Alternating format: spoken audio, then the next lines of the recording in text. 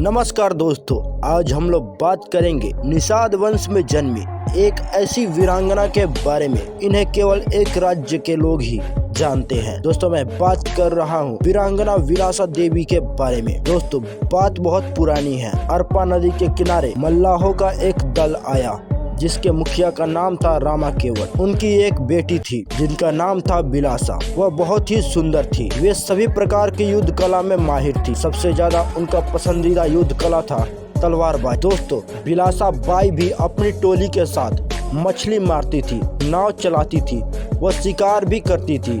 जंगली सुअर गांव में घुस आते थे। एक दिन गांव के सभी जवान मछली मारने गए थे।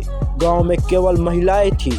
उस वक्त एक जंगली सुअर गांव में एक बच्चे पर हमला कर देता है, जिसमें बिलासा बाई अपनी बहादुरी का परिचय देते हुए जंगली सुअर को एक भाले से मार देती है। जिसके बाद पूरे गांव में बिलासा बाई की बहादुरी के चर्चे होने लगते हैं। एक बार बिलासा बाई नदी से आ रही थी, तभी राजा कल्याण सहाय के एक सिपाही ने उनको बुरी नजर से देखा और उनका हाथ पकड़ लिया। जिसके बाद बिलासा बाई ने उससे डटकर सामना किया और सिपाही को खदेड़ दिया। कुछ दिन बाद राजा कल्याण सहाय को इस बात का पता चला तो उन्होंने सिपाही को दंडित किया। कल्याण सहाय की राजधानी रतनपुर थी। वह शिकार खेलने जंगल में आया करते थे। उनके दरबार में एक गोपाल मल था। वह ताकतवर था। राजा उसे साथ में रखा करते थे। एक बार की बात है, राजा शिकार के लिए निकले। राजा का घोड़ा सरपट दौड़ रहा था। तब जंगल में जानवर बहुत थे। राजा शेर का शिकार करने निकले थे। घोड़े पर सवार, हाथ में भाला, कांधे पर धनुष, पीठ पर तरकस। भागते भागते राजा दूर निकल। जंगल बहुत बड़ा था और घना भी था। राजा भटक गए। साथ के सिपाही पीछे छूट गए। राजा अकेले हो गए। कुछ देर बाद राजा को बहुत प्यास लगी। राजा जब अपने घोड़े से नीचे उतरते हैं, पानी की तलाश में आगे बढ़ते हैं, तभी उन पर एक जंगली सुअर ने हमला कर दिया और उनको घायल कर दिया। राजा को घायल देख उनका घोड़ा भी भाग खड़ा होता है। बंसी नाम का एक मछुआरा आ रहा था। उस बंसी उनको अपने गांव लेकर पहुंचा तो बिलासा ने राजा की खूब सेवा की, जो कि बंसी की पत्नी थी। राजा ठीक हो गए। खबरी दौड़ पड़े। राजधानी से सैनिक आए, मंत्री पहुंचे। बिलासा की सेवा से सब खुश थे। राजा ने कहा एक और पालकी लाओ। राजा अपनी सवारी में बैठकर रतनपुर गया। साथ में बंसी बिलासा भी गए। वे पालकी सवार होकर गए। बिलासा की चर्चा चारों ओर हो। उसका रूप भी वैसा ही था। बंसी भी कहाँ कम था। दोनों रतनपुर गए। वहाँ राजा ने दरबार में दोनों को मान दिया। बिलासा को जागीर मिल गई। बिलासा खाली हाथ गई थी, लौटी जागीर लेकर। गांव के गांव उमड़ पड़े। जागीर मिली तो मान बढ़ गया। गांव बड़ा हो गया। गांव आपस में जुड़ गए। एक छोटा सा नगर लगने लगा।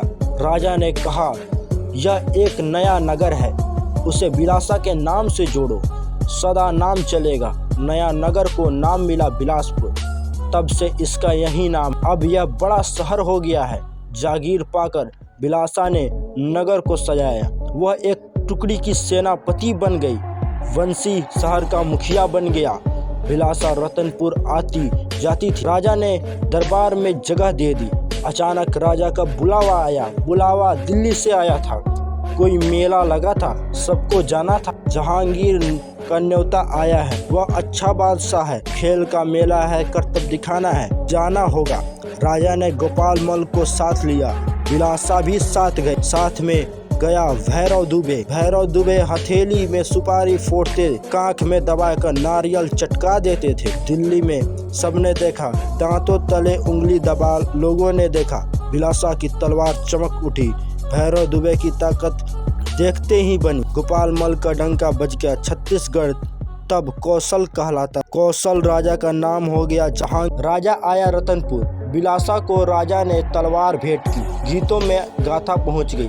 आज भी यह गीत गाते हैं। मर्द बरोबर लागे बिलासा, लागे देवी के अवतार, भगवा असन रेंगरा जैसे सन चले तलवार। बिलासा का नाम अमर है। उसके नाम पर बसे बिलासपुर में ही आज हाई कोर्ट है। महात्मा गांधी भी यहाँ आए थे। वे बिलासा के नगर में पधारे। जहाँ वे आए अब वह गांधी चौराहा कहलाता है। वीर नारी का नाम अमर हो गया। उन्हें माता बिलासा कहते हैं। अरपा नदी के किनारे माता बिलासा की मूर्ति है। माता बिलासा के यश फैला है, चारों उनकी गाथा सुनते हैं, इससे उनको बल मिलता है। वीडियो कैसी लगी कमेंट सेक्शन में जरूर बताइएगा और ऐसे ही निषाद वंश से संबंधित वीडियो के लिए चैनल को सब्सक्राइब जरूर कीजिएगा। धन्यवाद।